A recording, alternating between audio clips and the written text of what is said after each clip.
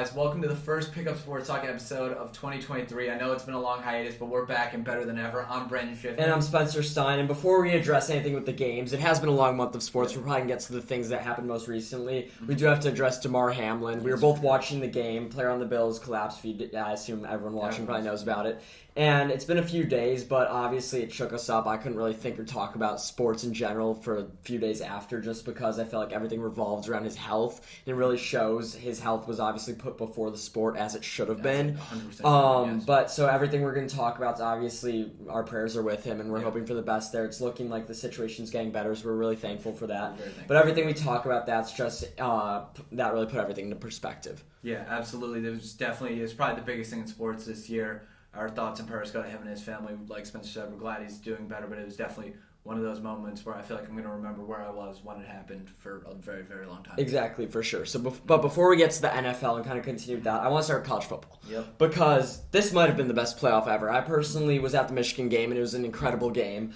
I think it's undisputably the best playoff ever. And let's just hop into that Michigan TCU game. TCU won 51-45. It was a great game all around, but TCU really seemed to have command the whole game. I know they're up 21-6 at the half. Who do you think's to blame for this Michigan loss? This could be a hot take here. I watched the entire first half and majority of the second half. Like, there were some moments I missed.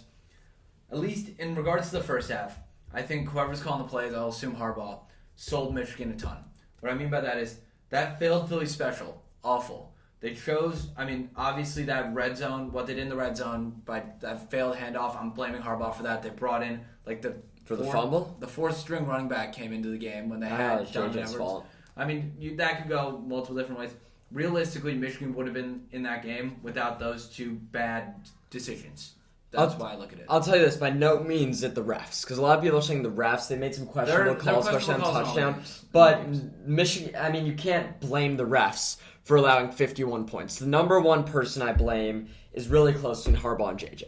Because JJ McCarthy threw 2 interceptions, 2 pick sixes in this game. So you can't really fully blame Michigan's defense for giving up 51 points, because 14 of those are attributed to J.J. McCarthy. And he also looked horrible. I know he had 20 completions for 343 yards, but that's because it was a high-scoring game and his receivers got open. I know on the lateral they got some yards, but he looked horrible. He was hitting the ground. I know he hit a TCU player's head on the throw once. He hit their helmet. And by the way, the goal line fumble, I mostly blame on him. I don't think it's on Harbaugh for personnel. And people are blaming that on the refs. Okay, 50% of it might have been on a questionable call for the refs, even though I do think he was in the end zone. He was. We don't know. His knee was down. The question is, did he bobble it? But regardless though, that's up in the air. What's not up in there is the next play they had 1st and goal on the half-yard line and fumbled. That's the worst possible thing you could have done. So I think everyone's saying the refs stole 7 points from them there. I think the refs stole 2 of the points, but 5 of those points are because they fumbled. So I really think you gotta blame it on the team. Why? Because he was I think at least there was not enough evidence to overturn the fact that it was a touchdown. Regardless, even if, let's say... but they need definitive proof, and you said yourself, we don't know whether... On the field, they called it no touchdown, though. They called it a touchdown, but I know... They overturned it, they didn't have enough evidence. But I think it was definitive proof, maybe. But I'm saying regardless... No, you said we don't know if he bobbled. I know, but I'm saying even if they called it a touchdown... Even if it was... Even if it was... Yes. JJ still a bad game. That's not debated. They fumbled on the next play. Even if everyone in the world... world... That wouldn't have happened, though, is what I'm saying. I know, but they could have just scored. Either way, it's 50-50. I think even if it was 100% a touchdown, it's 50-50. They could have not fumbled on the next play, and I think it was very much up in the air. And his knee was clearly down before.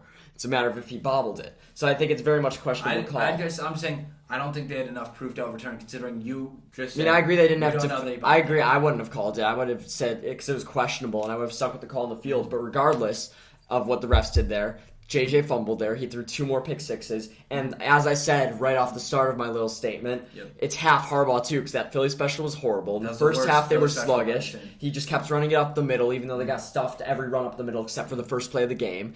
And you saw they finally started scoring points with the lateral. When he started doing motion, that's when the red zone offense started doing well. What it comes down to is they had 3 red zone opportunities. They had 3 opportunities within the 3-yard line.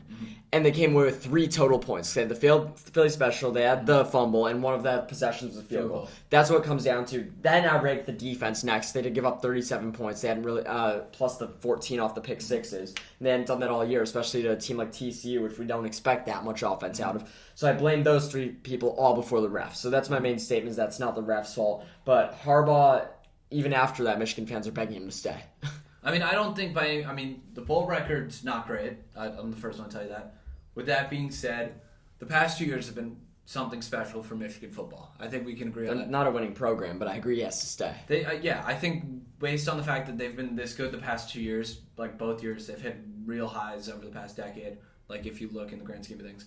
I think that there's no reason for Michigan fans to want him to leave. He's also a Michigan guy at heart. He's an alumni. He seems to be the heart and soul of it. I mean, it's also a matter of how much better can it get. I mean, I don't think you're going to get a coach that recruits better than him and gets him far in this, but...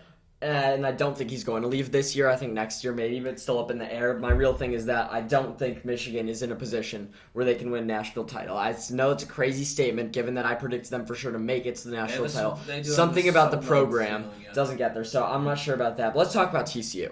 Because I think although we spent 5 minutes blaming Michigan, really this is a lot of mostly good TCU. Their offense was solid. I think also, by the way, that big when it was third down, Dugan almost got sacked, and Quentin Johnson had a 78-yard touchdown with 2 Michigan missed tackles there. That play, I think, is a complete game changer. So a lot of it is on some luck there, but also Quentin Johnson played well. The running game was there. Dugan hit short passes that he needed to, and that's really why their offense was better. They were able to move the chains. And when he went for it deep, I think he had one good deep ball. A lot of the rest of them were inaccurate, but I do think TCU proved that they can and will be able to hang with Georgia. I mean, I think TCU's defense was super impressive. I mean, yes, Michigan put up 45 points, but they, for the vast majority of this game, just looked like they just wanted it. I mean, I loved what they were doing, and their strategy, I thought, was stuff the run game and force JJ to throw. There were multiple plays where JJ McCarthy had more than 5 seconds in the pocket and no one was coming near him. They were literally saying, stay behind scrimmage for as long as you want. We'll dare you to throw the ball. And guess what? He didn't show up when he had to. Yeah. I think that a lot of that's coaching. Yeah. I think, like you said about TCU, I just think they had a lot of good going for them in this game. And for the majority of the game, it just looked like they were the team that happened to show up on the day. Michigan scared them a little bit at the end. I think this was a good game overall, though. I think TCU has shown some good stuff, and I think that they are not necessarily... I'll say it. They're ready for Georgia. I think they are. So, do you think this game was... Do you think TCU will play any worse than this in the national championship? Do you think this game was a fluke, or do you think TCU is this team? I think this is TCU. I mean, I can't say they're a fluke by any means. I think that this is who they are. This is what we should expect from them. With that being said, Georgia's a better team than Michigan. And I was going to say, when I'm talking about the Georgia-Ohio State game, where Georgia won 42-41 barely on a missed Ohio State field goal, was that game a fluke for Georgia? Was Ohio State better? Because I think if Georgia plays like they did last few nights ago, and TCU plays like they did last Saturday, TCU has a good shot at winning. So I think Georgia, I expect to play better than that. I do too. I think this was Ohio State's best day, right? And I think this was an day for Georgia. I think that they still had some good things going for them, but this was by no means Georgia's having a great game right now. I just think it was kind of a whatever game for Georgia. I mean, the thing that surprised me was how Ohio State... I mean, first off, Ohio State's defense let them down. This was another incredible game, almost as good as the other one. I thought this was the best playoff ever. But Ohio State, the reason they lost is not just the kicker. It's that people need to acknowledge their defense. Also that they let up 18 points in the fourth quarter. I mean, it's more so that their defense just let Stetson go right down the field on that last drive. But what surprised me, I thought this game would be a blowout, is how Ohio State put up 41 points. Maybe that's partially Georgia's defense not being great, but it's really the beginning of the game. I mean, they scored 21 like that in Mize. I know they got 28 in the first half, but it seemed like they were scoring so easily, getting the ball down the field. Marvin Harrison Jr. was dominating, and that's what I did. And that's what I didn't expect to happen. I expected Georgia to score about 42 points. I know I'm blaming Ohio State's defense for the loss, but really I expected that to happen. What I didn't expect is Ohio State's offense to be that versatile. Yeah, Ohio State looked like the team that people thought they were going to be against Michigan. And especially with TreVeyon Henderson out and JSN out. So Ohio State impressed me. I think this really cements that Ryan Day is not going to go anywhere anytime soon, nor should he. So I think Ryan Day's safe. Going to the national championship, who you got? What's your final pick? I mean, it's been the team I've had all year. It's the Georgia Bulldogs. I think that they're just the better team. I think TCU has a lot of good going on, and I think they're going to show up. I don't think this is by any means a crazy blowout. TCU has earned the point, they've earned the ability to not have me call them a blowout loss. but I think Georgia wins this game by like 10 points. I mean, the spread opened at 13.5, and I was shocked. I thought it'd be 7.5 because I think TCU's proven that they should be able to stay with this Georgia team, and I think Georgia isn't necessarily that great. I mean, realistically, how good have they been the last few months of football? Georgia's I mean, great. no, they're a great team, but when you look at the Tennessee game, for example, Tennessee's a great team, and Georgia beat them by 14, so that's something where we all look at like, oh, what a win. And it's really because Hendon Hooker kind of choked. But they only put up 27 points. I know, but when you're looking at Kentucky, the Kentucky game, they only put up 16 points. So I think Georgia's the best team in the country. I think they will win this game. But I think they're not the type of team where it's like whoever they play, they should be favored by double digits. No, it's not like they're untouchable by any means, but I don't think a lot of people really fully believe that. No, but I think TCU should be able to score north of 25 points on them, and thus I don't think Georgia's going to beat them like 38-25 straight up, and that's why I wouldn't take them getting the points or giving points. So I think TCU actually keeps it to single digits, but I definitely think Georgia gets the job done. That's completely fair. Completely fair. Let's talk about honestly a lot of people's favorite game, I'd say, of the bowl season. Yeah. That was Tulane beating USC 46-45.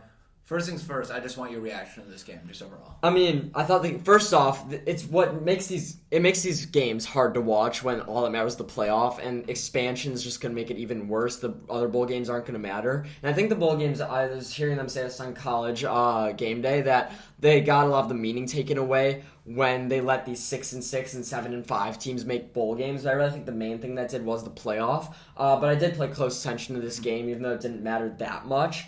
I was shocked that Tulane was able to come back, and I think it says a lot about USC's defense and Alex Grinch, who I think needs to go, USC's defensive coordinator.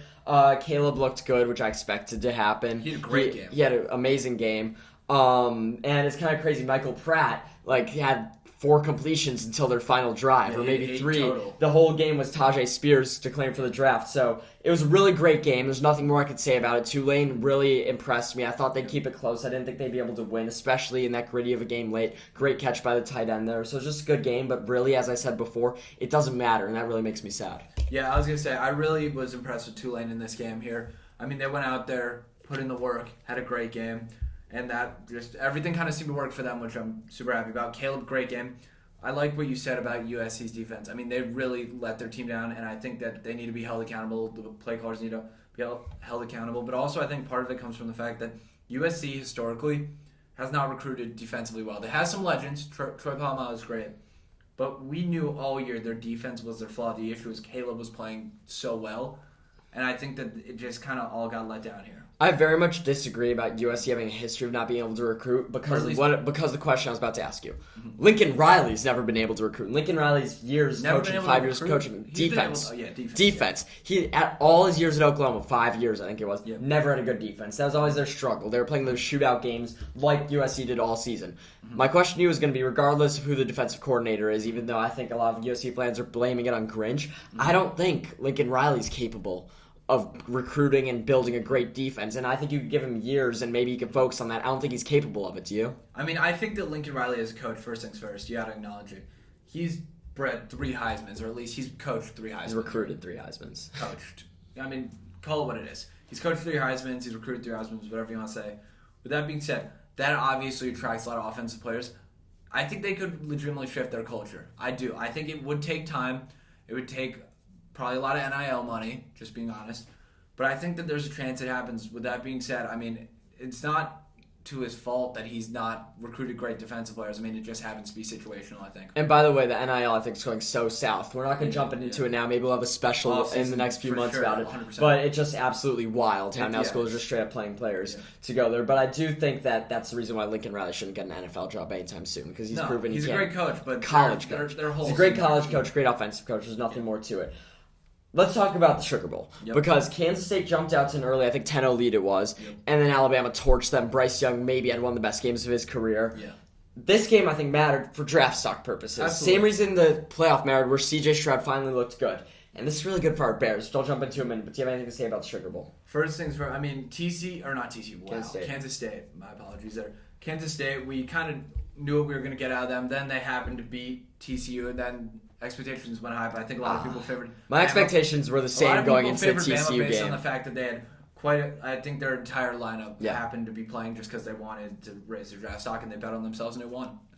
I mean, I don't think Kansas State got any overrated after being TCU. I was actually really high on them going into the TCU game, and I thought they would get blown out here just because even though they're a good team, I thought Bama playing with Bryce Young and Will Anderson's too much in SEC school, but they both raised their draft stock, which I like. But Deuce Vaughn looked incredible to me, and I think he's showing why, even though he's small, I think he does have a good chance of being like the next Darren Sproles in the NFL. So it's really another fun game to watch, but as I said earlier, I can't get over it. That's a shame because it's not in the playoff. I want to talk about the Bears. Because although there's obviously much greater things happening in the NFL when it comes to playoffs and obviously the Damar Hamlin situation, we are a Chicago podcast. And with the year coming down to an end, and I don't think I'm going to want to talk about this next week going into the playoffs, was this year a success for the Bears? I mean, I think it was definitely frustrating, but with that being said, I think it was a success by the fact that Justin morphed into the player we hoped he'd be, maybe even better, and we're still going to end up with a top 2 draft pick. Guaranteed could be the 1 pick. With that being said, I think the only thing we can say is I'm happy about it. I think we could have gotten more for Roquan. We could have gotten more for Robert Quinn if we traded them in the preseason. I would have personally done that. The Claypool trade's looking questionable in hindsight. But I think overall, looking big picture, this year was a win for the Bears. You know, it's funny. Going into the season, I said my top priorities were Fields looks great, and he looked as good as he could have. His passing disappointed me in this last week. I still think there's a lot of room for improvement there, but I trust him to get it done. His running game, I think he had the best rushing season of a quarterback ever. I know he came up short of the record, but he's going to be sitting this upcoming week. So that's that. And my other wish, we got the 1 pick. There's a chance that happens. And I really want to trade back if we get that pick. And I love that Bryce Young, C.J. Stroud stock have risen because although Young looked like he was going to be a 1 pick all the time, the fact that Stroud is 2 now gives it even the Bears, even if they have the 2 pick, a lot of trade value for their draft pick. And they can target certain teams too, which is great. Exactly. So those 2 things that I said preseason hit. And yet I'm feeling less confident right now than I was a few weeks ago just because the virtue of there's so much time to go. I don't know how much I trust any defensive free agents out there or to even come to the Bears. I love that even though we have all this cap space, I don't know who we're going to get. I don't know where the receiver market is. I don't think the receiver draft market's there. And I hate Claypool. I hated the Claypool trade from the start. I know you and our guest Eli liked it, but I thought there was a lot of upside there. I did not, and I still do not. And he is not. I don't think my opinion's changed on him at all, but he has not reinforced anything good about him. So, and when we're looking at our division, the Minnesota Vikings have a great young team, just no quarterback, and the Detroit Lions have everything going right for them. Except defense, but they have some guys on there. Their defense is better than ours right now, so we have a long ways to go. So I think although the future's accomplished everything it has, just after another disappointing season, I don't know how optimistic I am at the rebuild being successful or the Bears being Super Bowl contenders anytime soon, but I'm glad the season went the way it did, and I'm really interested to see how the offseason goes because it's going to define a lot about the Chicago Bears future. For sure. We have a lot of money to spend, but we need to figure out the right guys to spend. Exactly. So getting into what actually matters right now in football, let's start with the AFC. Of the Bengals, Bills, and Chiefs, now obviously we don't know what's going to go on with the Bengals-Bills game. Who needs the 1 seed the most, you think, for the home field advantage in the bye? Yeah, so I was going to ask you to clarify on that. So obviously right now, as Jay, the 1 seed is Kansas City Chiefs. I think that they're the best team in football. I don't think they need that 1 seed. I think Patrick Mahomes and Travis Kelce and whoever else they bring can show up in any stadium, any day, and outplay them. I mean, I think it's really tough. It can go a lot of different ways. I think that the Bills probably need it the most just because they play in the most daunting home stadium, and the home field advantage is such a benefit to them, whereas, for example, the Chargers playing a dome, like, I know it's like at this point I'm kind of going nowhere with this, but yeah, I think that beating around the bush, the Bills need it probably the most. I mean, first things first, I think the Bills should get it, and I want them to get it the most. Like, everyone's rooting for the Buffalo Bills, and I think what's going to be horrible is if they go into Arrowhead and lose again, and it's because they played one less game, was canceled for that reason. And that would age really poorly, too. Additionally, I think that the Bills, though, on the other hand, have a higher chance at winning in Arrowhead than the Chiefs do in Buffalo. So I think although it helps the Bills the most, I think they might not need it as much as a team like the Cincinnati Bengals, because the Bengals' home environment isn't there as much, so getting to avoid playing in Arrowhead, where I think they can win as they did as they have shown, and being able to win Buffalo, I think are both very doable. So I think I will agree with you and go with the Buffalo Bills, but I think it's such a crucial factor, and if it comes down to a canceled game, it's going to be a lot of very controversial. Sure. What I will say is whoever comes out of the AFC, I think those 3 teams are the most dangerous in football right 100%. Now. If I was making power rankings, my order would probably go Chiefs. Even though the Niners and Eagles are so good, if I had to bet my money on a team to win the Super Bowl, the first team I'm betting on is the Chiefs, the second I'm betting on is the Bengals, the third I'm betting on is the Bills, followed by the Niners. Then Philly, probably, I would assume, right? Yeah, so, I mean, the next question is who's your favorite out of the NFC? I mean, let's just be real here. The Niners are on a 9-game win streak. They have hit their stride with Brock Purdy, as weird as it sounds. I think right now they got to be my favorite. Really? Switching up? I mean, I think Philly, the only reason I'm low on Philly right now is because I see a 2-game losing streak, but then I'm realizing Gardner Minshew's a quarterback. This is tough. This is jump ball. Which side are you going to take? I'll take the opposite. The week before Brock Purdy went in to be the Niners starter, I said I'm picking the Niners out of the NFC. Yep. The week right when Brock Purdy was going to start, I said even with Purdy, I'm sticking with the Niners. I think their defense is slightly better than the Eagles, and they have more chemistry. And I think although their offense doesn't have a quarterback and their weapons are equal, just the scheme is more dangerous. And I think with the Eagles, I know, and the Eagles might be coming a little slow. Jalen Hurts might be banged up. I'm taking the San Francisco 49ers as an experienced franchise over the Philadelphia Eagles all day. I have been for months. I'm sticking with that pick for sure. But no matter what, I will not pick an NFC team to win the Super Bowl. I think you could genuinely argue either way here, and I could, if you give a compelling argument, I'd agree either way. I think both these teams have a ton of talent. So who's your pick? I mean, I like the Niners last night that you picked them. Not a diss on you. It's just I would rather take the other team just for pickup sports drama. See, I'll take the Eagles, I guess. And then I think the Cowboys have got to be 3 there. But here's what I want to ask you. Of the teams vying for that final spot, if the Packers win, they get it. If the Packers lose and the Seahawks win, they get it. If both those teams lose, the Lions get it. Who's the most dangerous 7 seed? Let's say Minnesota gets the 2 seed. What team do you think has the best chance of being Minnesota? Because I think a lot of teams have a good chance of beating Minnesota. Yeah. So here's what I'm looking at right now, right? Green Bay's on a 4-game win streak. I know Aaron Rodgers has not had success in the playoffs historically. They probably present the biggest threat. With that being said, we've seen weeks where Detroit's looked like a great team and weeks where Detroit's looked like a horrible team. So with that being said, Detroit probably has the highest ceiling, not lowest floor. I think the Seahawks aren't that good. I think Detroit has a higher ceiling than the Packers, but the Packers, more games out of 10, I think, could upset the Vikings, if that logic makes sense. Here's my take. I'm going to go a step farther than what you just said. I think the Green Bay Packers are tied for the 3rd best team in the NFC. I think they're probably 4th. But the Minnesota Vikings have absolutely gone to hell. They've disappointed me. Beginning of the season, I said they'd win the division, but wouldn't win a playoff game. I didn't think you had them going to the NFC Championship. They've absolutely folded. The New York Giants, I know they've clinched. They're a nothing team. They mean nothing. Yep. If they play in Minnesota, they could beat them because, as I said, Minnesota's a nothing team, but they're doing nothing. Tampa Bay is even less. Tampa Bay has looked horrible. I know they've won a couple of games in a row. I know the team's finally coming together, but I don't trust Tom Brady. I mean, dare I say that's one of their weaknesses? I mean, I know Mike Evans had a huge game this week from Brady, but I think if I'm comparing Brady, he's a lot less than Rodgers, he's a lot less than Hurts, and he's probably better than the rest of the quarterbacks, so it's not much. That used to be their powerhouse, so I'm not taking them. And I'm obviously taking Green Bay over Detroit because they finally have a great defense. Their defense By taking Green Bay, you're betting on their defense. I mean, their defense is playing top 10 now, but Rodgers finally slinging the ball. 5. I know, their defense looked amazing. That's where the turnarounds happen, and they've done it with Rodgers only throwing 1 touchdown in the last 4 games. He's thrown 1 touchdown per game in the last 4 games. Yep.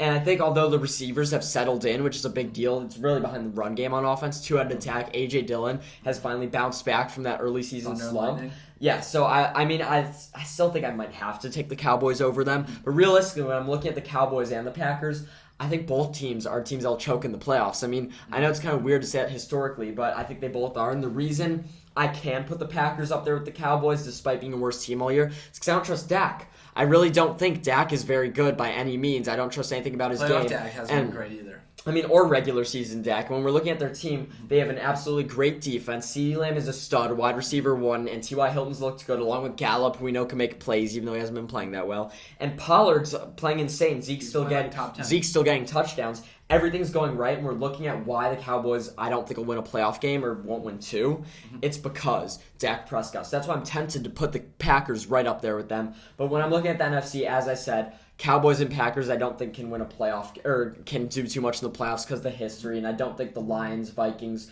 Giants, Seahawks are all that talented, or Tampa Bay. So that's why it comes down to Eagles or Niners, and I'm taking the Niners. Completely fair. I completely understand what you're saying. For the last question, which Florida team do you think has a better chance of making noise in this playoff season? I'll let you go first. Miami? So personally, I'm having some trouble with this, but I think I'm going to go with the Miami Dolphins. Overall, there are a lot of issues regarding Tua's health and just the whole team, but I think they just have a more talented roster. I do. I generally think their offense is higher upside, and yes, Mike Evans had a great game, but there was for the majority of this year, we thought Tom Brady should retire. You literally called for him to retire. So I think that Miami is playing for more, if that makes sense. And by the way, I will say this. I still do not think Tom Brady's the guy. I will admit I was wrong about Aaron Rodgers. He might still be there. I just don't think Green Bay's the place for him to win. Finally got his haircut. Here's what I want to say.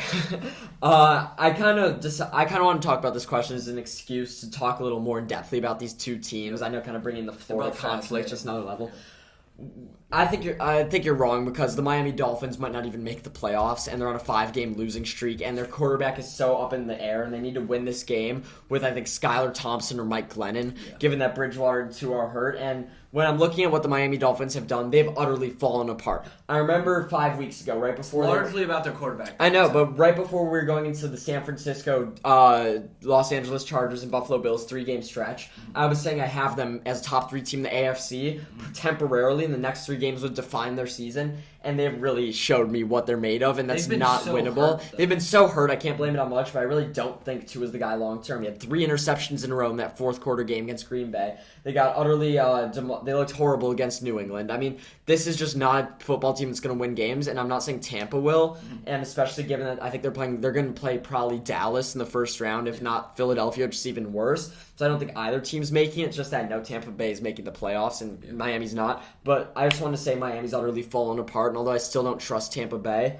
I'll take them over Miami. I mean, that's fair. I just think overall, I think McDaniel is a really good coach. I mean, Miami has some things going for them at least, is my thought behind that.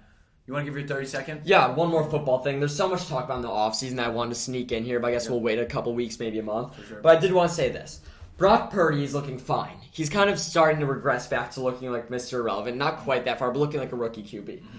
But the real question is, what could he do to keep the starting job next year? If they win the Super Bowl, do you have to stay with Purdy because he won the Super Bowl? 150%. But here's the thing. They spent all that on Lance. I think they're going to want to put in Lance. So my statement here is, if he takes them to the NFC, they get out of the NFC, if he could beat Philadelphia, if he takes them to the Super Bowl, they have to stick with him. I think no matter what, Jimmy G's time's got to be done there. Because either they got to stick with the guy they drafted to be versatile, Trey Lance, or the guy who's won, so it's them too. But I like Purdy long term. I think he's the guy. I think he should stay the starting QB in San Francisco. Especially considering, like, Lance would essentially be coming in for, like, not his rookie season, but, like, he'd be coming in to, like, from zero. He also hasn't looked that good. So I think it all depends on that. But I think that's a conversation and a really interesting topic that we can start to have. For sure. So for topic 4, Spencer, I know, has been dissing the NBA forever. But if you really look, there's a lot of interesting things going on. I'm going to break down a few big games. Luka Doncic, who I love, as you know, had put up 60, 21, and 10. First player to ever do that on December 27th. That was a huge game. Donovan Mitchell put up 71, 8, and 11. In OT. That's still a 71-point game. You're not going to take that away from on January 2nd. I mean, I'll still take that over Booker getting blown out and putting up 70. That, to my knowledge, is like the second most points since 2000. Yeah. Right? Which is huge. Giannis recently put up 55, 10, and 7. That was on January 3rd. And then also on January 2nd, the same night as Donovan, Klay Thompson put up 54, 8, and 3. So if you really watch the NBA, there's a lot of good going on. It's very interesting. And by the way, Giannis put up 40, 20, and 10 last night. Giannis is on an absolute tear, and despite Luka Doncic's scoring marbles, I'm still taking Giannis to win the MVP race. I'm taking him there. The Cleveland Cavaliers, I think, are still really a team that can compete, and Donovan Mitchell's proven that. I think they could make a run in the playoffs. Oh, for sure. Way to the Eastern Conference. I mean, they're a top 4 team in the East. I think I'd still put them, though, maybe behind Brooklyn and probably behind Boston, Milwaukee. I mean, when you're looking at Klay, I said Klay would never be back to his all-star stealth, and I stand by that. I mean, he's absolutely dominating, playing insane, but the Warriors team is not winning. Maybe he's doing because Curry's out. They've really disappointed me. I don't think they're a top contender in the West. I'd still take Denver over them. I think Memphis still can beat them. So that's all I really have to say about the Warriors, but their winning hasn't showed up. And when he hit that when he hit that shot, I think last night or 2 nights ago to tie the game, and then Sadiq Bey, and with 1 second left to the game winner. So although he's putting up these numbers, it's not translating to wins while all 3 other guys are. I mean, the Mavs are on, 7-game win streak. The Cavaliers, as I said, are playing incredibly, and Milwaukee's the second best team in the East. So. Yeah. So let's move on to a couple teams, contenders and pretenders. This is a really OG game we used to play back in the early Pick Up Sports Talk days. Spencer, do you want to start it off? Or? Yeah, I'll start it off. I want to start with the Brooklyn Nets. As I just said, their 12-game win streak was snapped last night by the Bulls, so that was pretty interesting. And we haven't been high on the Nets all year. No, we've not. But does this prove they could contend? And by the way, I think for contenders, pretenders, we've always debated, is it title contenders, playoff contenders? I think it's a different team tier for each team. When you're looking at a team with Kevin Durant and Kyrie, the question's always going to be title contenders. So are they title contenders? I believe that they are. I think ever since Jacques Vaughn got hired, I think they're like 18 and 3 or something. It's not about Jacques Vaughn being hired. It's about Steve Nash being fired. Whichever way you want to go with that, I'll give Jacques Vaughn his flowers. I think that both of these, I think that Brooklyn Nets, since that move, have looked like a completely different team. And if KD and Kyrie are on, they're very much on. That's why I have to say they're title contenders. I mean, the reason I picked the Bucks over them last year and this year is because I think Giannis is better than KD, but it's kind of crazy. I mean, last night KD dropped 28 in the first half. He basically scores at will. Yeah. And I just don't think he does it enough. I mean, because Kyrie is such a smooth player. He's sneakily like a top 5 player. Oh, yeah, so everything's working for them, and I think that's a way they could be able to get past Milwaukee is if KD outplays Giannis, and before I thought that's not possible, and even though Giannis is playing out of his mind, I think that is possible. I'll call them contenders. For sure. Next team, the Phoenix Suns. I know they started the year hot. They've regressed completely to now they're the 8 seed. What do you think? Pretenders. I mean, preseason, I said they were not going to bounce back. They were not going to be all that, and although they started the season hot, I'm standing by that take. And it's not that the West is that incredibly strong, and it's not that I think they're that much worse than the Nuggets, Grizzlies, or Pelicans. I mean, in a playoff series, I might have trouble taking the Pelicans over them. Yeah, just a matter of I didn't think they would look that good, and they really haven't. Yeah. And Chris Paul's kind of regressed. I don't think Devin Booker can be the best player on the title team. He's still a stud, but I don't think he's that good, so I'll call them pretenders when it comes to making the title. Yeah, I think that they're playoff contenders, as you said, different tier. They're likely gonna. They're like one of those teams. They're gonna probably win their first round series. It depends on where they get during the season, if they start winning some games or if they stay low. But they're a team that you can't really say at this point of the year they are guaranteed to lose their first round series. No, by no means. But I think you could say that about a lot of teams early in the year. But I just don't think after they made the title 2 years ago and looked like the best team in basketball last year, that it's kind of crazy that now we're calling them pretenders. Last team I wanted to hit on the West is Sacramento Kings. We did not expect this much of them. No, we didn't. And when you're looking at how good Halliburton's playing, it makes you question the trade. But when you look at the Kings, I mean, Sabonis is averaging 18 and nearly 10, and they are the 5 seed in the West. So do you think they could win a series? I mean, I think that there's potential for that to happen. As of right now, they're a very hot team, so it's hard to hate on them. But I think that overall, I'd struggle picking the Sacramento Kings to win a playoff series when they haven't made the playoffs in 20 years. Light the beam. I think they very well can win the series. And I think when you're looking at their team building, although it's questionable at first, although I still think they should have kept Halliburton, it's gone well. Sabonis playing well. De'Aaron Fox playing well. Kevin Huerter trade's looking to be amazing. And the couple of guys they stole from the Lakers, like Malik Monk, is also playing well. So I like how this team's built. I think the Lakers should have built it this way, surrounding their best players with shooters. And I really think they can win a series, but obviously they're not winning a title or going anywhere near a title. I'm sticking with Denver. I agree with that. Let's move on to Week 18 NFL game predictions. You want to dive right in? Yeah, I mean, this is going to be our last game predictions for a whole week. No Monday night game this week. No, for the whole year, yeah, this whole season. No Monday night game, no Thursday night game. A lot of playoff implications on the line. I'll start with the Saturday game. Chiefs at Raiders. Chiefs looking to lock up that number 1 seed. Yeah. Assuming the Bills game isn't remade, I think they get the job done easily. Absolutely. Jared Stidham doesn't stand a chance. They looked really good last week against San Francisco. It's true, but it's Kansas City. Yeah. Titans, Jaguars, Jacksonville. Who are you picking? Kansas City, yeah. Yeah, Kansas City.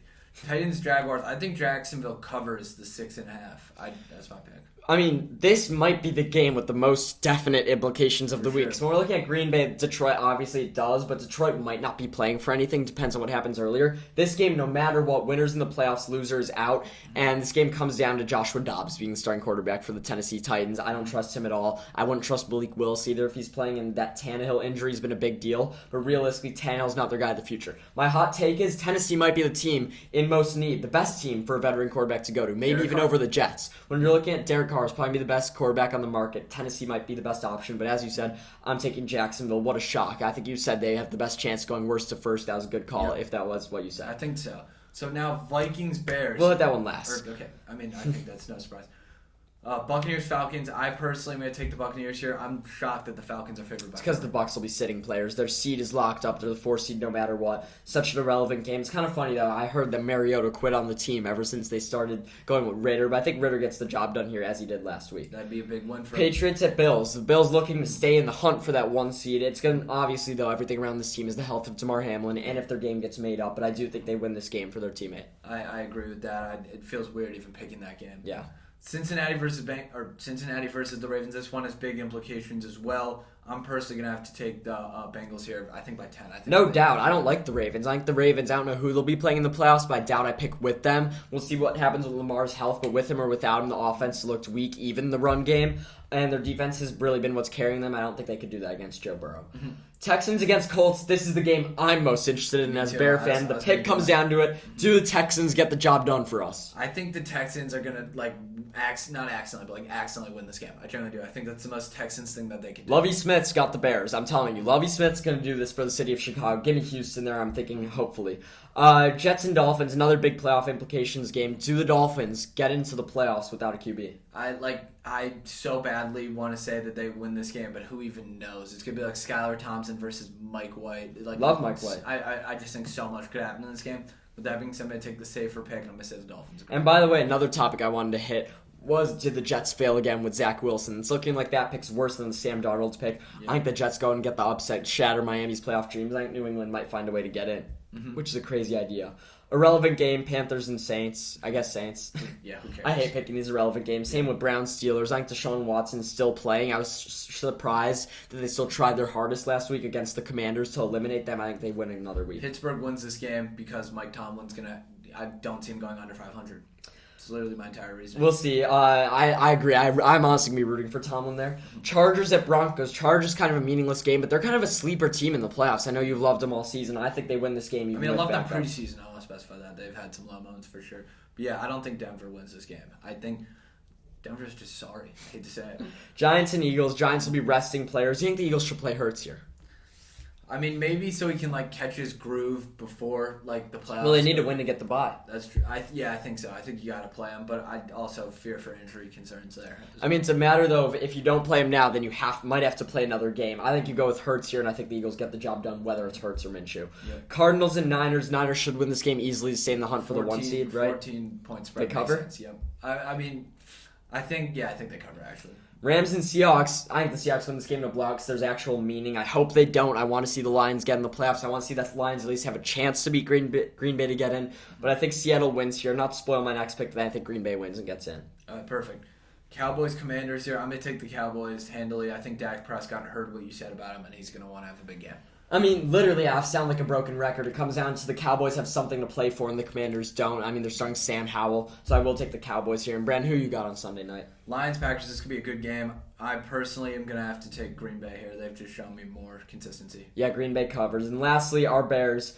I think there's a world in which the Bears win and without Fields, and the Texans win, and that'd be horrible. I don't think they do, though. Fields is out. Great call, finally, by Eberflus, whose future's coming into question for me, to bench Fields, get the loss, and don't risk his health. So I think the Vikings do win. For sure. I think the Vikings could potentially win this game by 21. They should. Alternate spread. They definitely should, but next week should be a great episode. I feel like this was moving a little slow. It's our first week back in a while, and there's obviously bigger things to think about than sports right now. But next week, a lot of NFL playoff predictions, and we're going to jump into the national championship review. So I'm really excited for next week, but hopefully it's a good last week of football, last week of Bears football for a year almost.